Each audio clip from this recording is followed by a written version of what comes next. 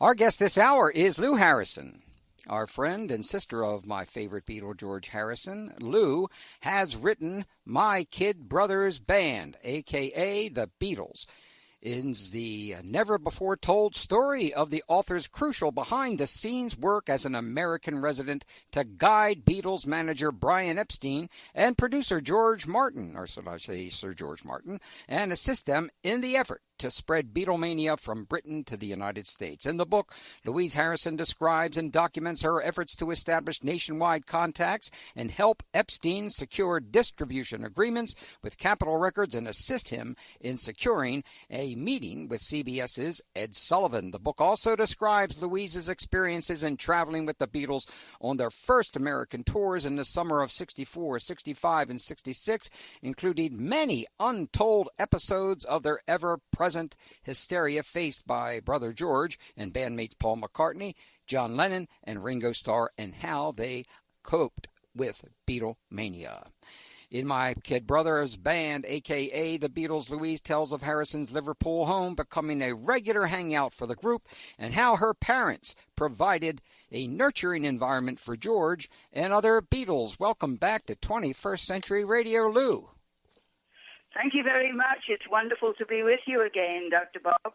It sure is. Well, on your disclaimer, you note I've also included a few off-the-wall ideas and opinions for you to consider, gathered from 8 decades of my particular life experiences. Now, would you please give us a few examples of those off-the-wall ideas? Because I don't think they're off the wall. I'm so glad you did them. Well, I don't know. I think maybe I have a slightly different opinion of a lot of things. For instance, I find it a lot more important to be concerned about the well-being of our neighbors and friends rather than spending all your time watching a bunch of people running up and down the field kicking a ball. Yeah. Yeah. That's one of the things I find rather strange about humanity is the amount of time and energy and fervor they put into seeing which particular group of men or women kick their ball into the hole the most times. It seems to be a very, very, almost a death-defying thing that people are doing all the time, and yet I really don't see what difference it makes to the, the well-being of humankind as a whole. Well, it doesn't make any difference except for the pocketbooks of the guys that are playing it Exactly. and the ownerships of the teams. I mean, it's just a game. It's just a game. And there are so many problems in the world today that are being ignored. I mean, like in Florida today, you can't say global warming. You can't say anything about the changes of our weather. And it's the same thing as sticking your head in the sand. Don't they see what's going on in Texas? Don't they see what is going on in Oklahoma? You think this is all accidental? And it's going to get worse, and it's going to get much worse. Yes. Excuse me, I got carried away. It really is. It's really very scary that, the things that people get very, very involved in. I can see the point back many, many hundreds of, maybe, thousands of years even ago when a sporting contest was used between the leaders of two different warring factions to find out who's going to be the winner. And it seems to me that, if we could have done that with, Mr. Bush and Mr. Bin Laden, just had the two of them face off, and see who was going to win, that might have saved an awful lot of problems and an awful lot of financial distress for the world. Some of my off-the-wall kinds of ideas, Yes, anyway. some off-the-wall ideas. Those are pretty basic to me. Good stuff. Well, anyway, your dad lived by an often quoted line of lines of Shakespeare. Would you share with us those lines and what it meant to you and your family? Oh, yes. Yes, he would say, "This above all, to thine own self be true, and it follows as the night the day. Thou canst not then be false to anyone." And I have found that to be a wonderful, wonderful exhortation to follow for most of my life because, in fact, I suppose in a way, the way we were brought up, we've all would find it very, very different to not be true to ourselves. In fact, I think both my brother George and I have been talked about as being sometimes painfully honest, to the point where we've often been, yelled at for our honesty because people haven't wanted to know the truth. So, but it has been, I think, the best way to be, because at least if you're always true to yourself, then if somebody asks you something 3 weeks later, you're going to be true and say the same thing that you said 3 weeks ago. So, you don't get caught out in lies. Mm-hmm. Well, truth is real important, but what is the family Harrison curse? Why did totally trusting your parents lead to that curse? Well, that was funny because, all our lives we were brought up by very, very honest parents. I mean, they didn't even expect us to believe in the whole hocus pocus about Santa Claus, we knew there was a guy with a red suit and all that kind of thing, but we also knew that, if we got any gifts for Christmas, that it was because Mom and Dad had saved up to buy them. But they were very, very honest with us about everything. And there was some books published, many, many books have been published about the Beatles, and there was one with a whole lot of philosophy. And in it, there was a little chapter saying the Harrison family curse. And I thought, what on earth is that? I'd never heard of the Harrison family curse. So I started reading it. And basically the conclusion that they came to was that because our parents had been so absolutely forthright and painfully honest with us, that we expected when we grew up that the whole rest of the world would be honest as well. But of course, as both my brother and I have found out, the rest of the world is not honest at all. And especially in my brother's case, when he made a lot of money, there were an awful lot of predators and things came after him. And, he couldn't believe what people were telling him. Fortunately, I haven't had that same problem. Not being a wealthy person, there's not that many people trying to steal my money, But that was the problem that he had. Well, here is something really surprising to me. How was it that George became the first Beatle to play live in the United States? Oh, well, that was easy. I'm 11 years older than George, and I don't know if anybody has the book, but on the very front cover of the book, there's a picture of George and I, and then there's a picture behind it of a group of people that were at the party at the end of World War II. We had a party in the street of, to celebrate the end of the war. And I'm sitting beside George, and, I'm like nearly 14, and he's 2, and I've got my arm around him, so he was always my kid brother. And, was very, very, caring of him. Now, what again was the question? Because Oh, well, he became the first Beatle to play live in the United States. Yeah, How did he get here? It was because I was so much older than him. I was already married when he was a teenager, and I had just moved to the United States in 1963, and I hadn't seen him for a few years. And in the meantime, I had a son and a daughter, his first niece and nephew. And so in 1963, they were making a decent amount of money finally, after trying to get somewhere with their music. And my husband was a pretty successful engineer, so, we were quite well-to-do. And so, anyway, towards the end of the year, towards the end of August anyway, George wrote to me. He said that he and Ringo were going to come over to the United States to visit me and to meet his niece and nephew for the first time. So I was really thrilled, and, we fixed everything up. He came to the United States, to Illinois, and at that point in time became the very, very first Beatle to set foot in the United States. And as luck would have it, back in 2013, which was 50 years after his visit, the people of the Historical Society in the state of Illinois put a historical marker in the town of Benton, Illinois, to mark the 50th anniversary of George's visit. So, there is a historical commemoration of that visit in that little town. So you became the unofficial research, development, and promotional outpost of the newly minted Beatles. What did that entail? What did that mean? Well, as I say, I was 11 years older than him, and very much like obviously his big sister, and was always very caring, well, of all three of my brothers, but especially him being the baby of the lot. And so when my mum, let me say one other thing, too. As a young child, as in my, 4 or 5 years old and so on, I had blonde, curly hair and everything. It's very vivacious and full of life and full of mischief and everything.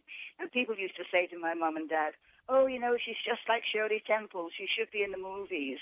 So I kind of grew up as a little kid thinking, oh, I'm going to be a movie star one day.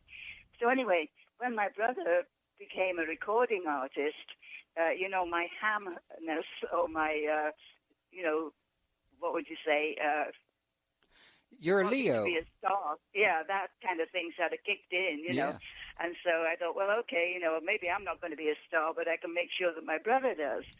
So, as I say, my husband was a very well-paid engineer, very successful at his job. And, we were living a very nice, plush kind of a life. And I hired a housekeeper in order that when my kids were at school, I could go and run around radio stations and everything to see if I could get their records played. And I also ordered the Cash Box on Billboard and the variety magazines, weekly, magazines I started getting in order to research the whole music business in this country. Because one of the things that I realized right at the outset when I moved here was that the whole music business was very, very different because in England, if you get the BBC to make notice of you and start playing your music, then the whole entire country knows all about you. It's just that one entity that you needed to impress. Whereas in the United States, back in 1963, there were approximately 6,000 independent radio stations, and of course there's a lot more than that now. But back then, in order to get national coverage, as I soon discovered going around radio stations, you needed to have the clout behind you of a major recording company. And so one of the things when I started writing to Brian Epstein, I started telling him that the three most important ones were Columbia, RCA, and Capitol. And I said to him, you really need to get get the boys' the music onto one of those major labels. Otherwise, it's paddling up a stream with no paddle. That's right. It's trying to get things on the radio. So those are some of the things that I wrote and told him about. And he was writing back to me, wrote a few letters back, some of them which I still have. And one of the things, too, I found out after a while that Capitol Records was actually under the same major corporate head as EMI, which was the label that they were with in England with Parlophone. And so I urged him to go after Capitol. And he did that. He tried to get a Capitol to play to take them on. And I think he tried a couple of times before they finally agreed to actually take the Beatles onto their label. And then at that time, they did agree to do some promotion for them. And at that point, towards the end of the year, was when I Want to Hold Your Hand came out. And they also, at that point, started doing a big campaign in all of the magazines, like Billboard and everything, with 4 little haircuts everywhere, little like a cartoon of the 4 haircuts, saying the Beatles are coming or they are coming. I can't remember how it was now. But trying to intrigue people about this 4 little haircuts and say they're coming soon and all these kind of things to create an interest in them. And that was part of the agreement that Brian got them to do in order to, create some excitement about the thing. Well, we have an agreement with our bosses here. We got to take a break. Now, one of the points I really wanted to make here was that Brian Epstein would have made a lot of mistakes without you. You're being very modest about this. Well, You are let's being face it. honest about this, dear, because he was going to go after a much smaller record company here, and you steered him in the right direction. So I think that was super important. But we need to take Well, it. the thing was, Brian was a nice fellow, and he in his own book admitted that, he was a big disappointment to his father because, he wasn't like a very, very smart pupil at school, and that's why his father put him in charge of the record department in the store.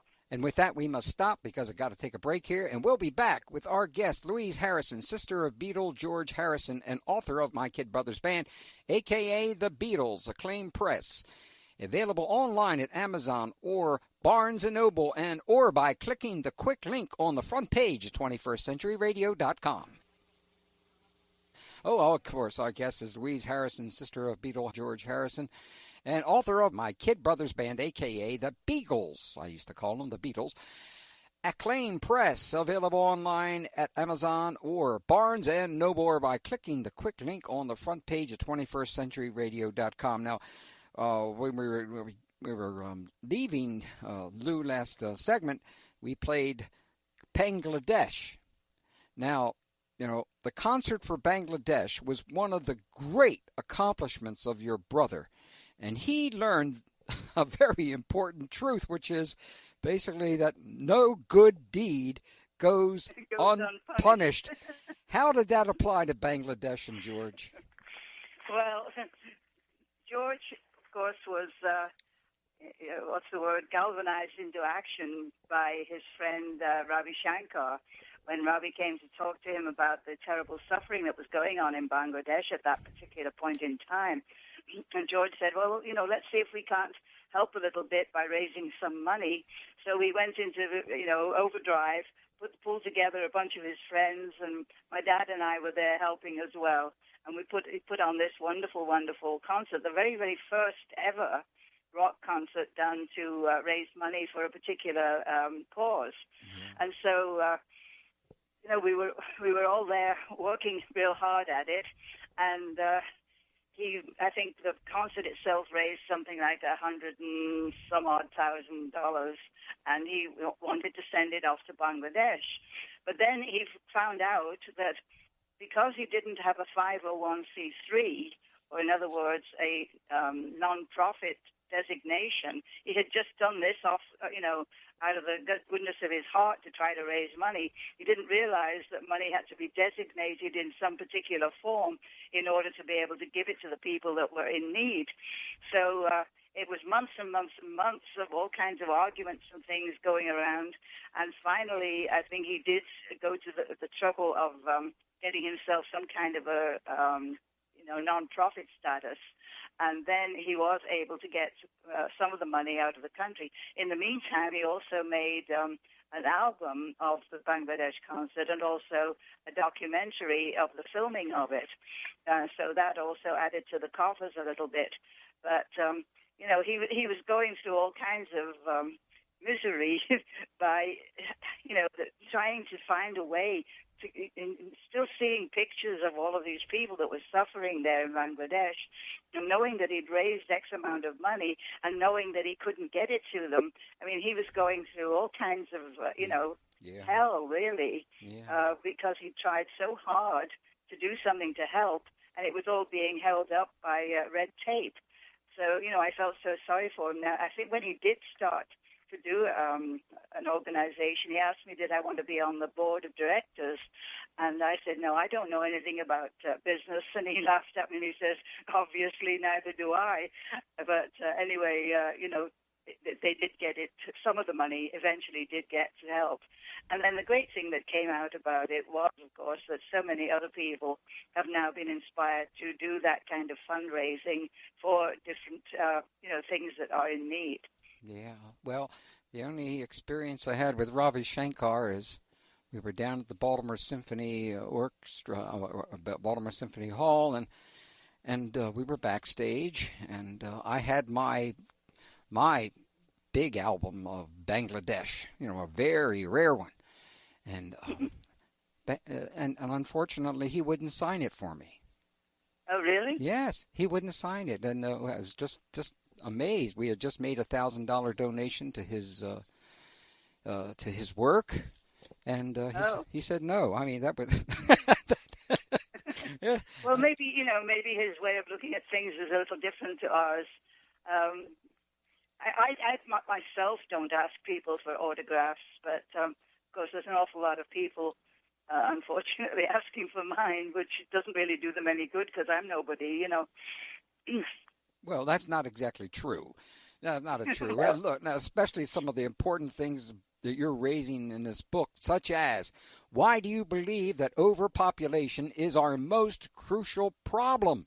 And what part does the religious right play in this disaster in the making? Well, probably I better not talk about that too much or I might get shot. No, well, I haven't been shot yet, but but if you don't want to talk about it, it's fine. But I think it's a real important problem. Well, it really is. Yes, it really is. I know from my own upbringing, starting out at a Catholic school and with a Protestant school, both Christians, but two different outlooks of Christianity, and the way the kids used to hate each other. And I just think it's really, really a terrible, terrible travesty that people going around the planet all the time professing to love the Creator and yet all going around killing each other because they have different ideas of what the Creator should be or how they should worship the Creator.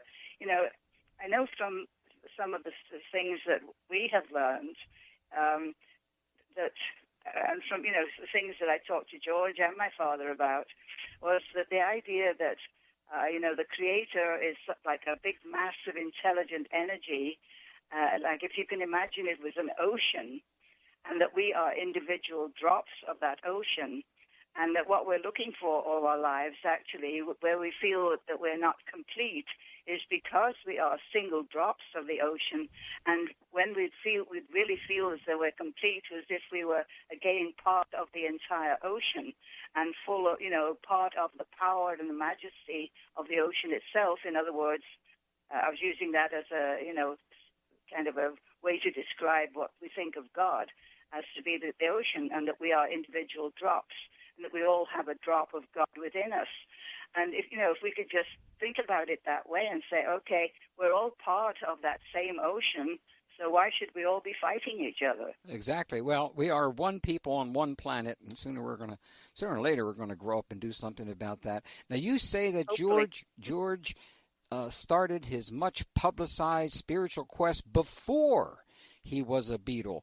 When did his spiritual quest begin? Well, I think that as far as it being public, that did start after he became a Beatle and after he met Robbie and got into more of that kind of thing. But it actually was maybe a subtle part of his growing up, in as much as he took the same things that Dad would tell me that he would have told George as well. Things like this above all to thy own self be true. And George most certainly was always true to himself. So, I think, and one of the other things that Dad said to me was, because I was getting all these messages from school and from the church and everything about, that I had to pray and ask God to make me into a good girl. And they told me I was a sinner, when I was 4 years old. And my dad said, no, you're way too little to be a sinner, But when I said to Dad, well, how can I know if I'm a good girl? And I thought, if I prayed hard enough, I'd suddenly get one of those halos around my head, and then I'd know I was good. And he said, no, that's not the way to know you're good. He said, if you never ever do anything to harm any other living creature, then you will be being good. Mm-hmm. And although it's very, very difficult to never, never, never, ever harm any other living creature, still it's a pretty good thing to sort of, to reach for, to do that. Well, sure. And so, that's basically what we have tried to do, is not to harm any of the other people or animals or creatures on the planet. Well, when you learned that you had 168 IQ, you found that sometimes... Don't know into that. You don't want to go into that too? No, it's okay. All right. Well, yeah, because my dad. What I was Yeah, going go to say. ahead. What I was going to say is, you found that sometimes it was a handicap to have 168 IQ. And I was just going to ask you about that because I sure wish I had one of those. But if you want to talk about it, okay. Now, you also, let's see, correcting constant misinformation generally dispersed about the Beatles is a main reason for your book. Would you touch on a few examples of misinformation that you've corrected? Well, just I think possibly that the main one was this whole thing about George being the quiet one. He got a lot of amusement out of that because, of course, he got that title when he first came to do the Ed Sullivan Show in February of '64, and he came down with a really, really bad strep throat, and his temperature was 104 degrees, and the doctor said to him, try and rest as much as you can, and don't talk at all. So all of the press conferences, which he still was dragged to go to all the press conferences, but he couldn't say much because he could hardly talk. And so the press immediately dubbed him the quiet one. And he had a lot of fun with that later on because when people would ask him stupid questions, he would say, well, I don't know, I'm just the quiet one. Mm-hmm. And so he would kind of make fun of it a bit. Well, there was a report by Jean Dixon that supposedly she said that the Beatles would die in a plane crash. Did she really say that? No. There again, that was another one of the things that, as maybe a lot of people do know, that I was doing when after the first shows that they did on the Ed Sullivan Show, I accidentally got into doing radio reports, daily Beatle reports about them. And during that time, I was getting letters from all of the fans saying that Jean Dixon had predicted that they were going to be killed in a plane crash going to Indianapolis, and everybody was begging me to ask them not to go on that plane. Well, anyway, I got in touch with Jean Dixon's family, and actually I think it was her husband that wrote back to me and said, she had never, ever meditated on the Beatles and had no ideas of anything horrible happening to them, certainly not in the near future. And so when I did my Beatle reports that week, I was able to say, that I have been in touch with Jean Dixon, and she absolutely says that there's absolutely no truth whatever in that rumor. And so those are the kinds of things that I was able to do when I was doing the Beatle reports because, the youngsters were all very, very sincere in their love of the Beatles. And that was another of the things that my parents both said to me was, as the biological family of those four lads, it was up to us to give back the love. Yeah. And they did that. They answered hundreds of thousands of letters. They would take in, kids would come to the door. They'd take them in, give them cocoa and cookies and things, and even sometimes, many, many times, drive them back home. And I myself answered thousands of letters too. So, that was part of the Harrison, what would you say, our take on the whole Beatle thing was that it was our job to be supportive of the fans and to give back the love whenever we were receiving it from them. Well, you've actually dedicated your life to giving back the love. Why is that? Is it just you? Whoop! Oh, my producer is saying time out here on 21st Century Radio. We'll be back with our guests. Lou Harrison, our friend Lou, and author of My Kid Brothers Band, a.k.a. The Beatles by Acclaim Press. And again, it's available online at Amazon.com, Barnes & Noble, and 21stCenturyRadio.com. YellowSubmarineBook.com. That's YellowSubmarineBook.com. Hello there, this is George Martin, and you're listening to 21st Century Radio with Dr. Bob Hieronimus. Fish on the sand. Do you know what he's talking about there? Do you? It's really important. He's not. I'm not really sure that particular one. No. I think I remember his teacher. His teacher, his spiritual teacher. The sand was the teacher. The foundation of what he was talking about. Wow, I'm telling you, his one of his last albums was just one of the best, as far as I was concerned. Just about. It was funny because a couple of his last albums weren't selling very well, and I remember talking to him and saying, it's such a pity that that not so many people are buying them because you have some really, really great insights in some of your lyrics. Sure did. And he said to me, as long as somebody understands it, Louis said it was worth doing. And, finally, following up on that, there's a whole bunch of his songs that back in the past, I've been working with a band called Liverpool Legends for the last about 10 years now. And during the intermission, what I have often done is to read the words of my brother's songs, and interpret them verbally so that people can get what it was exactly he was talking about, without the actual tune, without the actual music, but just to interpret the words. And so I'm going to be doing a few of those. I'm going to be recording a number of his songs just verbally, and then I'll just have my band, Liverpool Legends, put the music to the back of it.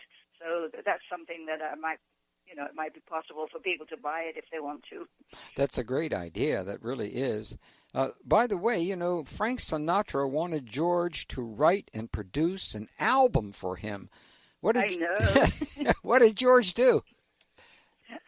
Well, it was funny because when he was staying at the Plaza one time, he was there for a couple of weeks around about the Christmas season, and I was visiting him. I was living in New York at the time, too, and I and my kids would visit him quite a bit.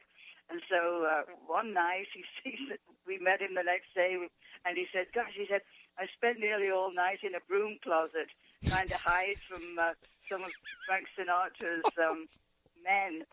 He had I guess a number of people that worked for him. Yeah. They were trying to round George up to get him to produce an album for Frank, and George was hiding in the broom closet most of the night to try to get away from them.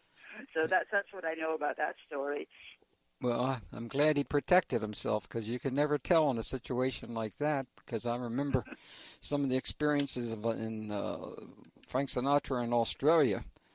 I believe he was never invited to come back after... Oh, really? Yeah, well, I believe, from what I remember, there was a lot of problems with anyone who got near Mr. Sinatra, because he had several very large men in front of him wherever he went, and they would swing their arms to make way, to clear ways, and I think they broke a few bones down there of very important people.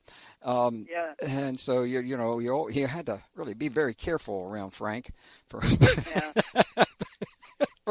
the years, I found too that there are a lot of big stars in this world, and some of them are really nice, very sincere, down to earth people, and others are the kind of people that they stand there and act like, oh, you may come and adore me if you wish. Yeah. And I don't know, maybe he was getting to be like that. Well, you had an interesting experience with a lot of close encounters. Bill Clinton's a big fan of yours. You want to say anything about that? Bill Clinton. Oh, yes. Well, I wouldn't say he was a big fan of mine, but I met him. He was very, very nice to me. I met him right after my brother died. He invited me to his office in Harlem that time. I was doing a TV show. I think it was Good Morning America or the Today Show, one of those. And he sent a limo to take me to his office so that he could have a chat with me. And he was very, very nice. Also, and I've met him a few times since then. In fact, I was invited to the opening of his library, and my grandson came with me as well. You also spent a little time with Mr. Obama before he was president. That was funny because I was giving a talk at a rally in Mount Vernon, Illinois, and it was back many years ago when Mr. Obama was campaigning to become a senator, and of course he was very, very little known at that time. And I had been giving a talk, I guess it was sort of a political activist type of thing, talking about the environment and so on. And I still hadn't taken my microphone off. It was still attached to my shirt. And the mayor of the town came over to me and he said, "Oh, Louise," he said, "there's a young fellow here that would just love to have his picture taken with George's sister." And so this young fellow comes over and puts his arm around me, and now I have a picture of me with the president. That's great. Then there's, of course, Bill Mayer. Bill Mayer. Whoa. That must have been some experience, but you had a very interesting experience with Tony Bennett. Would you like to reveal it? Oh, perhaps they better not. No. Okay. All right. It's in the book, so let's just leave it at that. All right. Well, it was good to hear a little bit about Leon Russell before he passed on, and Tom Hayden, Dizzy Gillespie, Peter Noon of Herman's Hermits, Beach Boys, Michael Moore as well. Wow, you've had quite a few. Now, Michael Moore, that was a really interesting thing, too, because he was giving... I was actually at the Clinton Library at that time, and he was giving a rally at the time, an anti-war rally at the University of Arkansas, and a whole bunch of the people from the library drove me over, and we went to this rally, and he was giving a speech about let's not have another war, because what good does a war do except kill a lot of people and make a lot of money for the arms manufacturers, And so he, at one point, he invited me to come up and, say a few words. So I went up, and I never ever plan on what I'm saying for, when I give talks at conventions and things, but I just wait and see whatever is going to come out of my mouth, And so this particular time, it occurred to me that talking about the war, a little incident that had happened when I was a kid during World War II. And one day I'd come home from school, and we'd all been talking about how we were going to tear the Germans limb from limb if they ever came anywhere in our neighborhood, And so during the air raid, when the bombs are dropping around, and I said, we'll tear these people limb from limb. And my mom said to me, wait a minute, Lou, what are you talking about? So I was giving all this stuff that we'd been talking at school, And she said to me, now, wait a minute. She said, remember Uncle Eddie and Uncle Jimmy? They were her two brothers. Remember how they used to take you to the park and take you rowing on the lake? And I thought to myself, what's that got to do with the air raids, So I said, yeah, I remember. So he said, well, those guys up there in those planes that are dropping the bombs, she said, they're probably somebody's Uncle Jimmy and Uncle Eddie, and they would probably far rather be taking their nieces and nephews out rowing on the lake instead of being up there dropping bombs on people they don't know and getting shot at and maybe being killed. Mm-hmm, sure. And I thought, wow. And she said, it's not the soldiers that start the wars. They are only the ones that get killed and maimed. She said the people who start the wars are the people who make the bombs.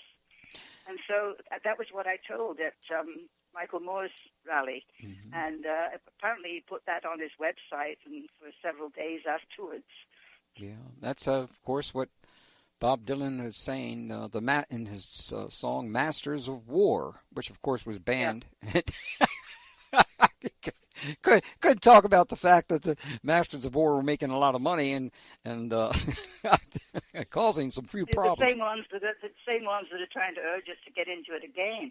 Well, of course. And, the thing that scared me today was these people saying we've got to send people on the ground, to this thing about ISIS, and that's exactly what the ISIS people want, is for us to send troops, put them on the ground and fight them. That's exactly what they're looking for. And these idiots are standing up there saying, we've got to send 10,000 men over there. We've got to get boots on the ground. And, that's exactly what ISIS is wanting. Of course. Well, what would you like to leave our listeners with tonight? But what area? Because you've done so much in your life. You note that there were many occasions when the welfare of the Beatles were overlooked. And, boy, that was pretty shocking. The stuff, food that's cold, sometimes not delivered at all. Yes. And most people, and that's the way life is on the road, in the past especially. It's not that much fun, though. I think possibly, I know we don't have much time left, but I think the most important thing that I'd like to say to our listeners is that as we go through life, the best thing that you can ever give to anybody else is a smile. And not just that, but to give care, to care and be friendly and be kind to other people, even if you don't know them, even if it's a total stranger, the best thing to do is give a smile. And, 9 times out of 10, you'll get a smile back. There's so few of that happening. Everybody's running around being suspicious of each other. Whereas if we were to be kind to each other, maybe we would have a better world. It's worth a try, If each person gives a smile now and again, it won't do you any harm. You made one reference in your book that I found intriguing. I've always loved Irish humor. And the very few Irish comedy tapes, I'm trying to think of one of the individuals I listen to quite frequently, and his name has escaped me right now. But I just love the way they talk. And to talk about smiling and friendship and that kind of thing is one of the things we loved when we were in Ireland. Do you have any Irish in you? Well, my mum's family came from Wexford. Her father was a French family. It was spelt with two small F, F as in Frank, two small F's, R-E-N-C-H. And it was a French family. Apparently, I think in the 11th century, they had come over from Normandy, and that's why when they got to Ireland, they were called the Frenchies. And that was her family, is derived from that. They lived in Wexford for many, many centuries. So I guess there's a bit of Irish in me somehow. Well, it sounds like it to me. I love your sense of humor. Well, our time is up here on 21st Century Radio, dear, and I've really enjoyed this work, obviously. I read every word of it. You should see the copy of your book. Every page has been written on, and I'm sorry I had to do that, but I got deeply involved with your work. So thank you for joining us again, Lou. And thank you, and can I say cheerio and a big hug to all of the people out there. Thanks for listening. We'll be right back. Welcome to Hour 2 of our interview from the Hieronimus and Company archives. Now, over the past 6 months, I've been doing a lot of traveling and promoting my book Inside the Yellow Submarine, the making of the Beatles animated classic. And on the road and at various destinations, I've had the privilege of meeting many people whose work I've admired from afar. While in San Diego, I didn't get a chance to see its glorious beaches or its deserts, but while in the various enclosures, because that's what happens when you travel, you go from one enclosure to the next, conference halls, etc., I had the opportunity to spend a little bit of time with Louise Harrison, George Harrison's sister, and although most would like to think of Louise or Lou as just George's sister, Louise is a planetary citizen who has definite ideas and values that I'm most comfortable with. In remembering her brother George on the anniversary of his passing, I wanted Lou to join us to reflect on not only George's contributions to the planet, but the kind of things we need to do to serve our planet better, especially its environment. And as you will learn, Lou Harrison has been laboring to elevate our awareness as to who we are and why we're here on planet Earth. As a matter of fact, those are the same types of things, if you've heard the other cuts from the Brainwashed album just released or will be released in a couple of days, that's what George Harrison talks about frequently. Welcome to 21st Century Radio, Louise Harrison, or I'll call you Lou from now on. Okay, thanks a lot, Dr. Bob. It's wonderful to be here. How have you been, dear? Yes, I've been absolutely furiously busy remodeling an ancient old house that was built in 1905.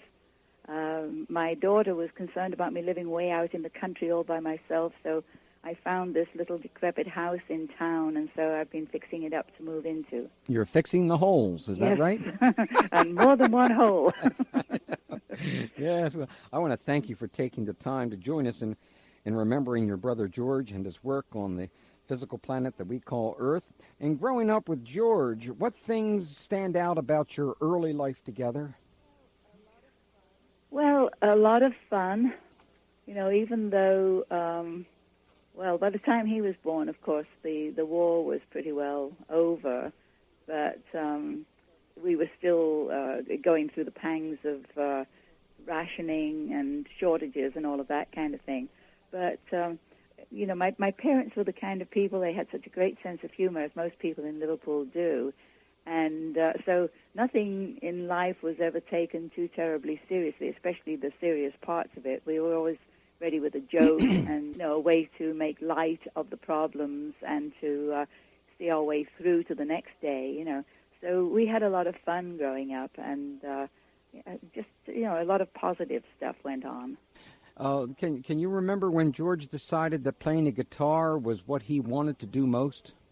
Well, I was already moved out of Liverpool at that time, but of course my mum used to write to me. She was a great letter writer, and in fact probably wrote hundreds of thousands of letters to Beatle people all over the planet. But she wrote to me, around about that time, and so did George himself. In fact, I suppose it was round about the time that my son was born. He was born in April of '57. And I got a letter from George just a few weeks after my son was born. He was all delighted about becoming an uncle. And he had just started learning to play the guitar, and he was saying, I'm so pleased to be an uncle, and as soon as he's big enough, I'm going to teach him how to play the guitar. But, of course, 40-odd years later, my son's still waiting for that first guitar lesson. I guess his uncle got a little bit busy in the meantime. Well, when did you come to America, Lou? Well, I was in Canada and in South America for a number of years, and I moved into the United States, actually, in March of 1963. Mm-hmm. March of 1963. I'm actually on my mom's birthday. On your mom's birthday. Yeah. Well, let's see, it's March of 1963. That's obviously a time when the Beatles were just about ready to hit it big. Yes, as a matter of fact, it was just about a week after we settled in southern Illinois that I received my first copy of the first album that they had done in Britain, which was called Please Please Me in Britain. And I received that by mail, and we had just arrived back from South America. We'd spent a few months, well, actually about a year in South America, and so most of our furniture was on its way back, and some of it was sort of battered and bruised. So I received this album from my mom, which in Britain at the time was #1, and so my husband and I went rushing out to the nearest store to buy a stereo system so that we could play the album. So I remember that very, very well. Well, after the success of the Beatles, what was it like being related to a Beatle? Well, I guess since I've never known what it's like not to be related to a Beatle, it's kind of hard to answer that question. It's always been, a part of my life from the time I was in my early 20s. And it's been a very, very exciting, it's been a lot of responsibility, because both my parents took the whole thing of the Beatles with a lot of fun, but they also took the responsibility of caring for the global family of Beatle people. They took that as a great responsibility and also as a privilege. And so, I've always considered that, it's not something you can just sort of flap away. It's something that is important. Not meaning this to sound big-headed, but in a way, it's a little bit, being related to the Beatles is a little bit like being related to the royal family in Britain. Wherever they go, they're greeted by people who want to meet them because they're the royal family. Mm-hmm. And in the world of Beatle people, as you know because you met me at one of those events, people are wanting to meet close relatives to the Beatles, because we are part of that family. Well, you can say that again, because the line that stands in front of Louise Harrison is only about 12 times larger than the line that stands in front of me when I'm signing books, and it's amazing to watch the people in the line that are in front of you, because they've obviously seen and met you before. They're like old friends, aren't they? Some of them, yes. Yeah. And some of them are very young. Oh, yes. I'm very amazed at that, and within the few well, a number of places that I've been, Beatle fans now, especially in the Yellow Submarine, are between the ages of 2 and 3 years old. Absolutely, I'm signing books to 2 and 3 year old children who can't read. Yeah. And I'm still signing autographs for people in their 80s as well. So it spans the whole spectrum as regards age, size, shape, color, creed, and everything else. It sure does. Yeah, there are no boundaries to the Beatle family at all. Did you become a teacher? No, I was supposed to. That was what my mum wanted me to do. Mm-hmm. And all of the nuns at school wanted me to become a teacher, but I wasn't really particularly enamored of that idea. I would rather have been a movie star, myself. I'm a Leo, and I've always been, center stage type person. Mm-hmm. So I've never ever been a shy, retiring, shrinking violet. I've always been ready to be out there and, bop along in the front and, be having fun and enjoyment with the crowd. Well, you certainly do have a great time. And they have a great time talking with you. It's obvious. I've watched it. Now, when we're going to move off the Beatles for a little bit and move on to you here. When did you become aware that there were some very serious problems with the Earth's environment? Well, I suppose I've always been aware on the periphery of my consciousness, as most people are. But it wasn't until I became a grandmother at the beginning of the 90s, I think my first grandchild was born in 1988, and the second one in 1990. And I started to look further into the future, saying, well, okay, in 30 years, this little guy is going to be 30 years old. And then starting to think about how our planet, our life support systems are deteriorating, and to see what we can do to stop the degradation and the pollution and the waste and all of those things that we're doing. Well, we've known about this for decades, and it's just so sad to see how slowly we've approached this problem. It's obviously a very thorny political issue with some individuals. Yeah. But I don't think it's going to be too political in the years to come, because let's face it, we are in serious trouble in regards to it's not just ozone, it's not just pollution. It's treating our planet like a big machine, I think, is a very big mistake. Yes. Instead of realizing that it's one huge living organism of which we are an integral part, and we are probably the most destructive part.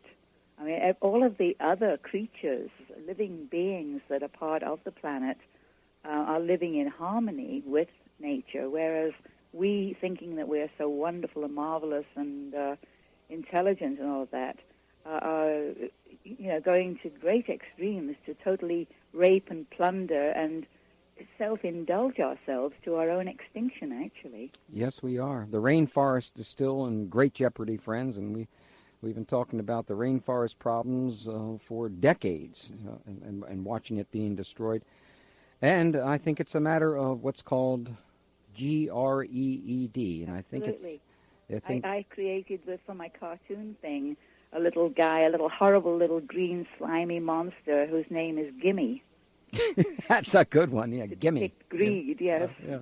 Just give me everything you got. Oh, yes. Yes, well, we're going to take our break here on 21st Century Radio with our guest Louise Harrison, George Harrison's elder sister, recalling his influence on their family and the world. And, of course, what is she doing today? She's not just sitting around there combing her hair, friends, and looking at new shoes and fixing houses. She's got many important ideas, which we're going to talk about in the next 40 minutes. We'll be right back. Hi, this is Rayman Zarek of The Doors, and you're listening to 21st Century Radio with Dr. Bob Hieronimus. The indie music was really just another stepping stone to get me onto the spiritual side of it. And so the people over the thousands of years have had to turn to themselves, for some answer. And so they've got this great spiritual quality which is lacking in the West. The whole thing of religion in the West, which is, like you were just saying before, question mark. And people are questioning it, the whole thing, the same sort of thing as Jesus Christ. because it's all the same scene. There's only one religion, really. Whether you're Christian or a Hindu or Buddhist, whatever it is, they're all only branches off one big tree. The more you go into it, the more you see. Plato said, "As for me, all I know is I know nothing." And that's what it is. The more you learn, the more you know that you don't know anything. Between the Devil and the Deep Blue Sea from his album Brainwashed. Have you had a chance to listen to that album yet? Well, actually, the most that I've listened to it has just been now. I've heard a couple of little bits on the internet, but that's about it. I really prefer to wait until I get the whole thing in my hands, and can listen to it properly. Oh, yes, you have to give it a proper listen. That's right, yeah. Now, you've attended and continue to attend numerous Beatle festivals from around the planet. What was your purpose in becoming involved with those who had great appreciation for the Beatle music and its philosophy? Well, it really goes back to the early 60s when my mum and dad just spontaneously took charge of answering, hundreds of thousands of letters from Beatle people all over the world and becoming an unofficial mum and dad to the family of Beatle people. And then after they were gone, I sort of continued to be either the big sister or the mum figure for whatever people want to see me as a family member to them. And then, as I was saying earlier, once I had grandchildren and started realizing that the planet's our life support systems were in a bit of a mess. Actually, I was at a Paul McCartney concert in the mid-'80s, and at that time he was showing a 15-minute little film of some of the things that are wrong on the planet, that are going wrong. And I was talking to a bunch of people there on the sound stage, on the sound platform, and they knew who I was, and they were saying, isn't it good that Paul is bringing attention to the problems that are here on the planet? And I said, yes. And they said, wouldn't it be nice? And I said, well, there are lots of organizations out there that are trying to do something about it. And they said to me, well, wouldn't it be wonderful, though, if there was an organization especially for Beatle people? And I said, wow, yeah, that would be a good idea. And I joked with them, and I said, now that you've all stopped screaming, maybe you've got some energy to spare to do other things. And so I did start the organization, but unfortunately, as much as many of us are concerned about the planet, nobody seems to really want to talk about it. People get uncomfortable, and they'll tune into something different when you start talking about the fact that we do really need to make some changes in our behavior. But the first couple of things that I did when I started the organization was I remembered back to in the early 60s I had done Beatle reports. I'd done 60-second little anecdotes about the Beatles, telling the truth about what was going on, as opposed to all the silly stories that were in newspapers and magazines at the time. And so I thought back to then. I knew that they had a good response, and I thought, well, maybe I could do public service announcements on the air. So I wrote altogether over 18 months 170 public service announcements, which I called Good Earth-Keeping Tips. And they were broadcast altogether on 9,200 radio stations across the country. And my brother let me use his song Save the World as a backup track, behind the actual words of the message. So that's some of what I was trying to do. Well, you and I have talked about Beatle consciousness and what we had hoped would come and evolve out of Beatle consciousness, besides people screaming and having a good time and singing. What do you believe is central to what might be called a Beatle philosophy? Oh, well, it's all very positive, and it starts with the concepts of love and peace and compassion, caring, and all of those things. And especially, in today's climate, world climate, after 9/11, the whole Beatle philosophy has been totally obliterated and turned over and not paid any attention to, because, in trying to, retaliate for the things, the crimes. You know, we've gone and started to do the same thing back. And the only way I believe that you can ever get rid of hate is with love.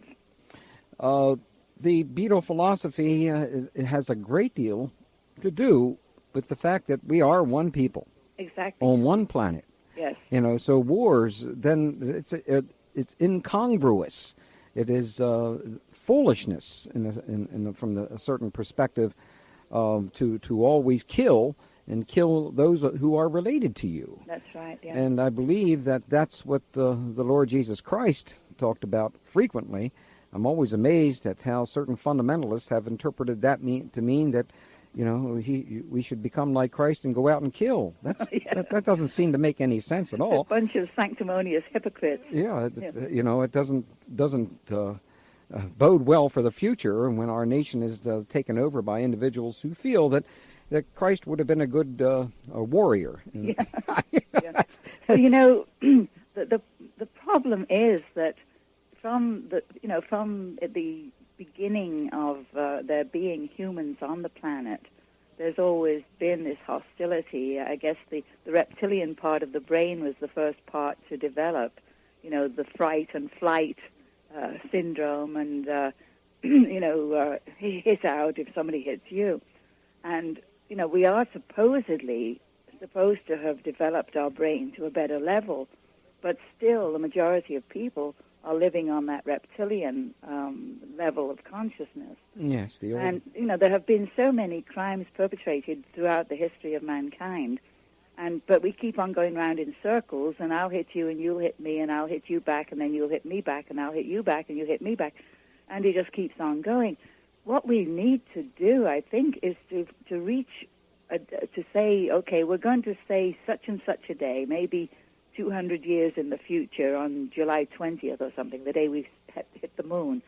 Say in 200 years from now, we will say, this is day one, and all of the nonsense that went on before, all of the nasty stuff that we've done to each other, will stop at that day. We will say no more, and just go on from there. That, we'll start to have one day where we'll say, okay, what's past is past, and in the future, let's all try to be kind to each other. Now, as I say, I'm picking a date saying maybe 200 years from now. I doubt if we will have developed to that point by 200 years. But maybe eventually our consciousness will have developed, and not just our consciousness developed, but our knowledge of quantum physics and things like that will lead us to the point when we will understand better how futile all of this war and stuff is. And, you know, maybe will gain enough intelligence and knowledge to be able to say, you know, let's put all the past behind us, and let's have a day one and go on from there being kind to each other, because whatever we do to each other, we are doing to ourselves. Oh, yes, that's really... or as above, so below, as within, so without, etc., etc. You know, as George Harrison in the book His Words, Wit, and Wisdom noted, he said, I can say that being a Beatle was no hindrance to my career. That's about...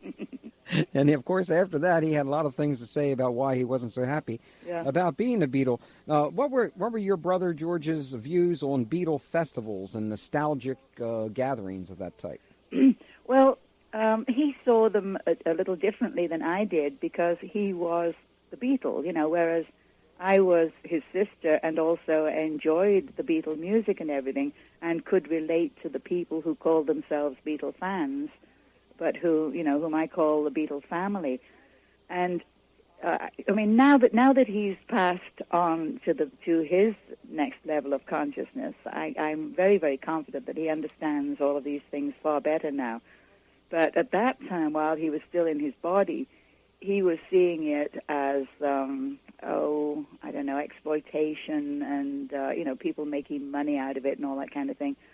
But to me, it was just simply a way for the people who had heard that message, had heard the message of love and peace, which, after all, I believe they were just the instruments of the Creator to give that message. That was their task, was to come to Earth and give that message.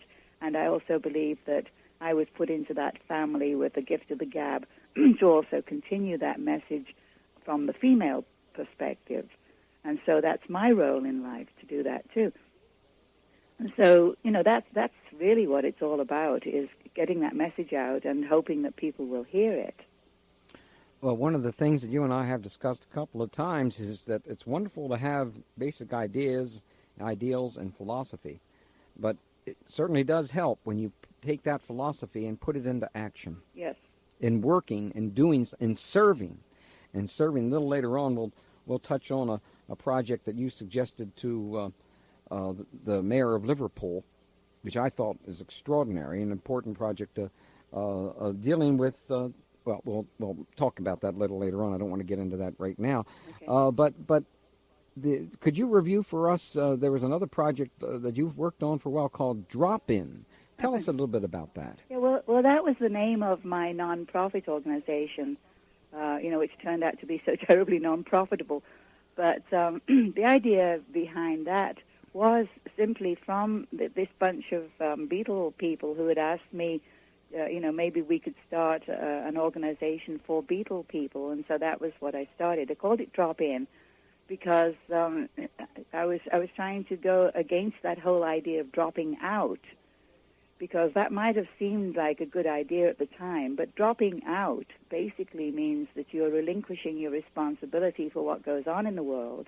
And if people with with a conscience drop out, then it leaves those, leaves all of the decisions and, doing of the things to those who are unscrupulous. So I believe that the people who have a conscience should drop in and take responsibility for what's going on and, be watchdogs of what the politicians are doing and what the so-called organized religions are doing. And, try to see that a little bit of common sense and love and compassion come to the fore rather than the age-old greed and hatred. Well, bravo, because I think that's one of the big problems that we find with so-called New Age groups and many of those who are so enamored of the Beatle philosophy is that, having important ideas or evolved ideas concerning spirit, etc., are certainly positive, but lending a helping hand where helping hands are needed is, in my opinion, a bit more important, especially at this time period. Yeah. That's my bias, friends. We'll be back with our guest, Louise Harrison, George Harrison's elder sister, recalling his influence on their family and the world. We'll be right back. And as you know, Lou, George was my favorite Beatle, and I'm certain you've never heard that before. It's a funny thing. That's what everybody always seems to say to me. And they say, we're not just saying it because it's you. He really was my favorite Beatle, or is my favorite Beatle. Yeah, that's true. There were a lot of individuals that grew with George over a period of time. Why do you think I might feel that way about your brother? Well, I don't know. You're a pretty nifty kind of an individual. You believe in the goodness of mankind, and I think he did. I think you believe that we're not just bodies, we also are spirit matter, and that we're all connected to each other, which was what he and I believe. So that could be why you connected up with him a bit. Yep, I loved the songs as well. I loved his music, but I was just bowled over by someone who was so bold to talk about we're more than just a physical body, and there are other things that are more important than having a new car every year and stuff like that. Yeah. Where do you think George picked up this important knowledge about the vested interests that control what we see, think, and hear and do? Oh, that was from my dad. Ah, your dad? Yeah. Oh, tell us a little bit about that, well, please. My dad was a very, very staunch union man back, in the, the 30s, 40s, I suppose. But although he was the treasurer for the Transport and General Workers Union in Liverpool, he handled about 6,000 men. Although he was, a staunch union man, he also could see And it's funny because today what's happening in the world is proving what he was saying then, that unfortunately, although the union started off having an absolute wonderful, wonderful plan and being very, very needed to work against the abuses that employers were, putting onto their workers, that he was concerned that going out on strike every 10 minutes for more money was going to price the workers out of the market eventually. Mm-hmm. And as we see, that has now happened in today's world because the wonderful unions have gotten so much pay for people that now the products and services can be gotten for less money, and so those people that got their wonderful pay because of the unions are now don't even have a job.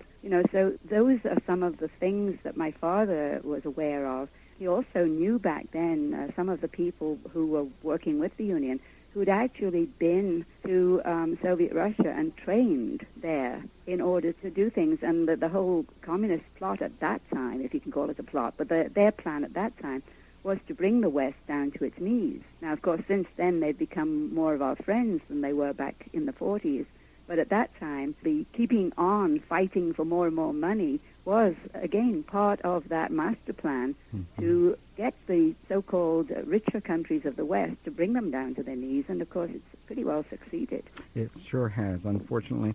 But, it's the spiritual insight that your brother had, and yourself as well, that interests me most. What influence did Paramahansa Yogananda have on George? Quite a lot. And, in fact, myself, too, I joined Paramahansa Yogananda's Self-Realization Fellowship back in 1970, I think it was, 1969, 1970, and have been a member of that ever since. And believing that we are all one and that the Great Spirit, that there's a little drop of the Great Spirit within all of us, and that's what connects all of us together, that we should be treating each other as family. Although the Beatle message was, good, wonderful music, but the real message underlying it all was the same as a number of messengers who've come to the planet over the last couple of thousand years, was, love one another, let's live in peace, goodwill to all men, and all of those kind of messages. And the Beatles were just more or less the 20th century's repackaging of that same message. Yeah, they sure were. And, unfortunately, we humans have not yet evolved to the point when we are seeing the bigger picture and understanding that our own little everyday petty little concerns are really very, very unimportant, and that we really ought to look at humanity as a family and start trying to understand what can we do to benefit mankind as a whole, and, stop all this pilfering and fighting and everything, and try to understand all of the differences there are. I mean, the variety of people is wonderful. It's such a fantastic web of wonderful, wonderful differences and different cultures and everything. But unfortunately, what's happening in today's world is that they're trying to stamp everybody with the same stamp and make everybody look and act the same. A whole bunch of robots, and they're giving all our kids in school this riddling stuff. Instead of appreciating the diversity of our species and learning to enjoy the variety that there is out there, and learning about other cultures and understanding and getting along together. But we haven't evolved to that point yet. But we'll move in that direction regardless, as you know. Let's face it, there are a handful of people, probably, maybe even as many as 1 million worldwide, who are starting to understand that, that it is more important than the next movie that you go to see or the next football match. There are people that are starting to understand. Now, war again in the Middle East. What's your view on this? Well, I don't know. I just don't believe that hate's going to work. But somebody sent me a quote the other day by email, and the quote was this. And it's very much what's happening, how we are being brainwashed now, being told that, we're going to have to take this guy out, even though it is a sovereign country and all of that kind of thing, and because it's a danger to us. And this quote, I'll read it to you. It says, "Naturally, the common people don't want war. neither in Russia nor in England nor, for that matter, in Germany. That is understood. But after all, it is the leaders of the country who determine the policy, and it is always a simple matter to drag the people along, whether in a democracy, a fascist dictatorship, a parliament, or a communist dictatorship. Voice or no voice, the people can always be brought to the bidding of the leaders. It's easy. All you have to do is tell them they are being attacked and denounce the peacemakers for lack of patriotism and exposing the country to danger. It works the same in any country. Now, do you have any idea who said that? Who said that? Hermann Göring. Oh, my heavens. Hitler's number 2 man. Yeah. Well, you know... That's right. And it's something that I think most Americans are totally ignorant of the fact of. We've been manipulating various governments around the planet for decades. Years. Oh, yes. For decades. Yeah. We've been supplying our very enemies with the tools of war, and they've been using them against us. That's right. Yeah. It's called karma. I mean, you know, who is benefiting from all of this? Well, the people who are running arms factories and oil wells and all those kinds of things, I guess. Little Mr. Gimme again. Yes, it's Mr. Gimme again. I mean, which has a lot to do with the reason why these wars can go on and on and on, because when you look into the portfolios of these individuals, you will find their involvement, very strong involvement, with not just the entire military-industrial complex, so to speak. That's right. Oh, yeah. People who had huge blocks of shares in Krupp's armament factory during World War II, and things like that. Unfortunately, the common man doesn't really understand what's going on. And it takes me back to an editorial that I wrote for my Newsflash newsletter that I used to put out for my organization, where I was talking about the O.J. Simpson trial and how many people were so totally enthralled and involved and engrossed in it. And all it was really just a very, very small tragedy involving 2 or 3 people, where every day there are thousands of people being murdered in this country, children starving to death, children being beaten to death by their parents, and, things like that going on. And it's the things that are going on TV, as my brother is saying, people are being brainwashed. It goes right back to the times of the Roman emperors when they had the games in the Colosseum and they would throw Christians to the lions and so on and so forth. And the emperor himself was quite cynical about it and just called those games, as now today's TV, the opiate of the masses, figuring that as long as they had something that was interesting to keep them occupied, they weren't going to argue with the policies of the leaders. Yes, keep the games going, and everyone is happy. That's right. Another project that you've discussed with Liverpool's Lord Mayor is Come Together. Tell us a little bit about this idea. Well, that started, I guess, a number of years ago, and the idea was, it was based around July 20th. The day we first set foot on the moon, or a man first set foot on the moon, was about the first time in human history that we really were able to get a clear picture of this Earth and what a tiny, fragile little sphere it is spinning around in space, and that this is really all we've got. It's life support systems, it's a closed system, and, that those resources are all we have to live with. And so the idea was to make that day, the July 20th, a day when we could really understand our own interdependence and interconnectedness, both with the planet and with each other. And more recently, we changed the name of it from Interdependence Day to Come Together Day. And the idea was that we would try to have something like a telethon, a world hookup. And instead of trying to raise money, we would try to raise awareness and have many, many environmental and social charities come on and give a little talk about what they're doing and encourage people to join something. In other words, to drop in to some faction or some organization that is doing something, actually accomplishing something to help the planet in some direction. And one of the themes to the thing was that there's a problem to suit every taste. So whatever it is you're interested in, whether it's drug abuse or saving the whales or whatever, to find the organization that is doing something about it and volunteer at least 5 hours a month to help, clean up a river or whatever, so that we could encourage year after year after year, as we would come together on that same day each year, we would track our progress and see, maybe one group of people have decided to try to clean up a river in a certain place, and then we'd come together at the end of that year and see how well they have done, so that maybe after 10 years we would see some real progress happening, and more people would be encouraged to join in with different projects to improve things on the planet. Well, obviously, I think this is a gem of an idea. 5 hours a month isn't much time, but friends, everyone can afford to do it. Everyone. No, it makes no difference, as Lou mentioned. It makes no difference where you're serving. Serve your community. You don't necessarily have to travel 4,582 miles to go serve somewhere else. No. Look in your own neighborhood.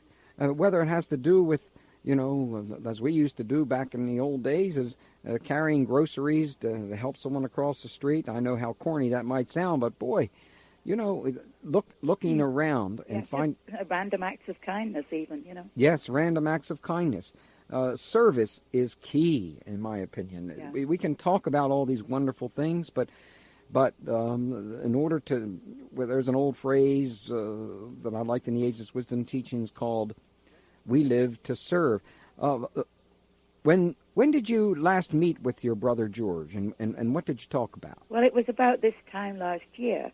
It was about 2 weeks before he, went on to the next level of consciousness, and we talked about a lot of things. And he had always been concerned after John was killed, and again after he himself was attacked in his own home.